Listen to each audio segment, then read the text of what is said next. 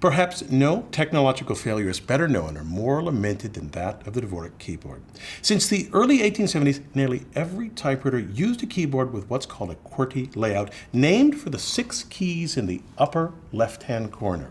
To August Dvorak, a professor at the University of Washington, this arrangement of keys, and I quote him here, was so destructive that an improved arrangement is a modern imperative. So he rearranged the keys to look like this. Dvorak had great hopes for this new keyboard, but it failed to take over the world.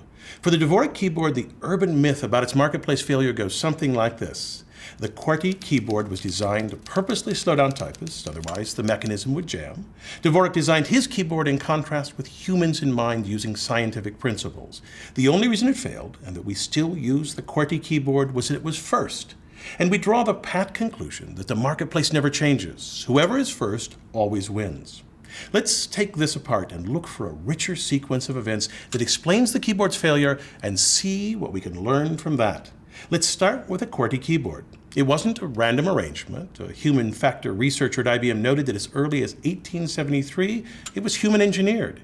He showed that many of the most frequent letters are clustered at the center of the keyboard and so are confined to a reasonably small visual field. In contrast to this mythical randomness of the QWERTY keyboard, the Dvorak was designed on objective scientific principles. To find the principles, I got a copy of his great magnum opus, Typewriting Behavior, from our library.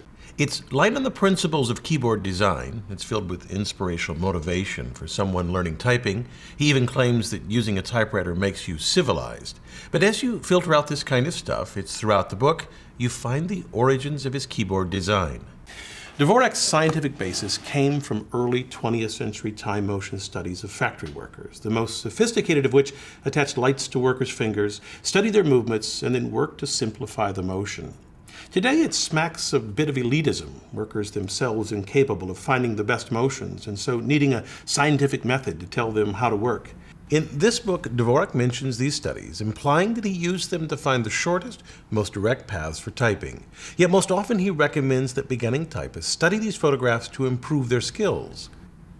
Even if the scientific basis isn't what we would think it should be today, still, is the Dvorak keyboard faster? Well, likely it is.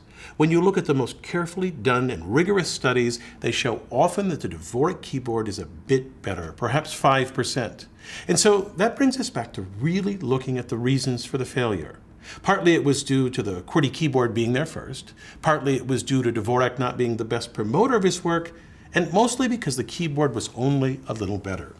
Likely what will dislodge the QWERTY keyboard so despised by August Dvorak is this.